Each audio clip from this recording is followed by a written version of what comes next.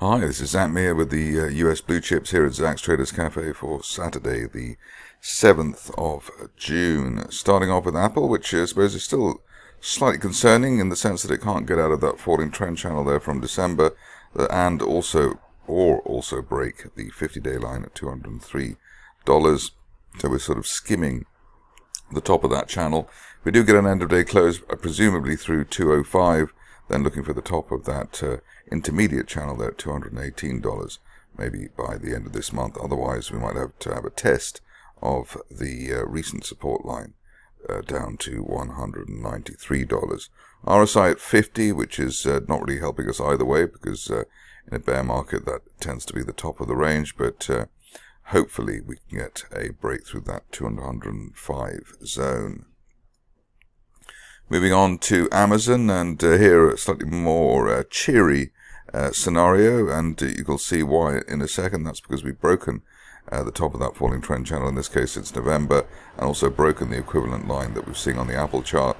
That was around $208, and above that, we're looking for a resistance line projection from late March, heading to as high as $220. Recent support around the $200 mark should hopefully hold. But ideally, we're looking for this market now to build above 208 and head to 220 and beyond. Next up is Google, and here the situation is that of consolidation within the red rising trend channel. As obviously, we had the overshoot to the downside from the April and May times, but looks like the market has seen that uptrend line and bounced at it around $165. Main resistance here towards 180, but if we can break that, then looking for better progress towards 190 and basically turn of the year support for this market. If there is a rug pull, the 50-day line at $162 could be the area to look at. Seeing lots of RSI 50 rebounds, so that is also quite helpful at the moment.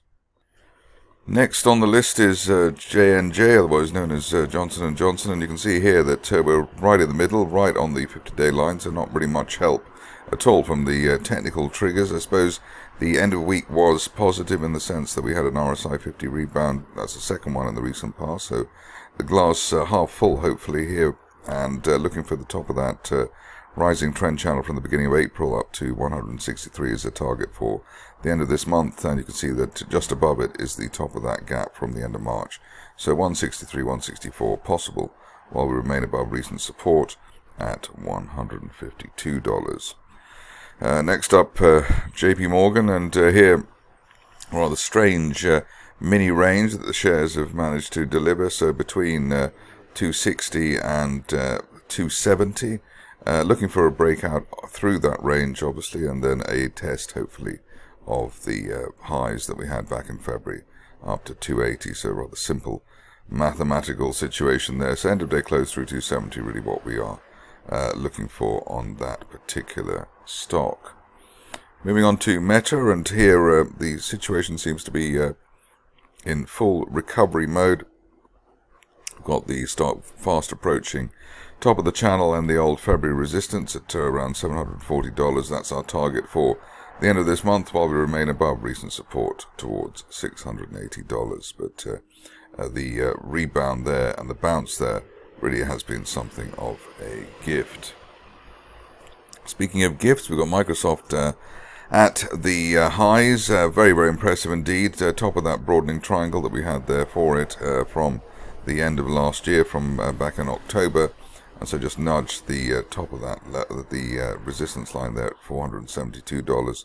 An end of day close above 472 could take the stock in a different, steeper trajectory up to $515, maybe by the end of next month, at the top of that rising trend channel from back at the end of March. But amazing price action there, just the stock looking as if it just does not want to retrace in a meaningful way at all.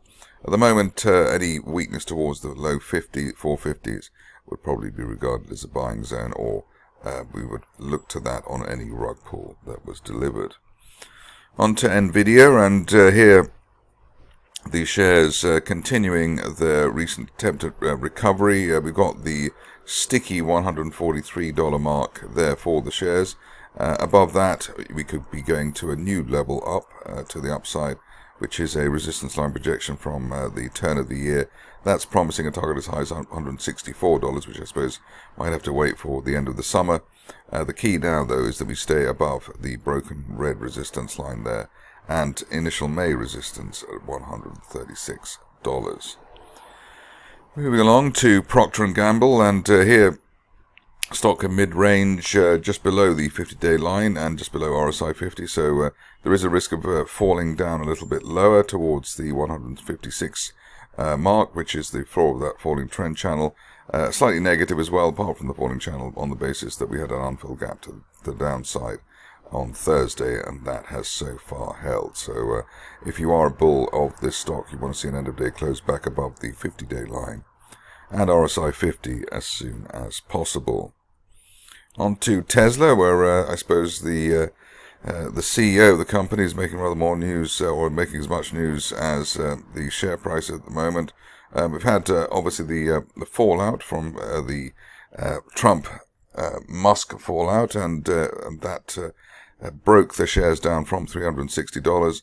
What we'd like to see now, I suppose, is either a proper test of the floor of that rising trend channel or an end-of-day close, again back above the 50-day moving average at 291. So the more end-of-day closes above that 50-day line, the more the chance of a move back to 364, which is recent resistance for the shares. But as I said, in a way, it would almost be good to get the negativity out of the system and go back to 240 and a decent base level for the stock.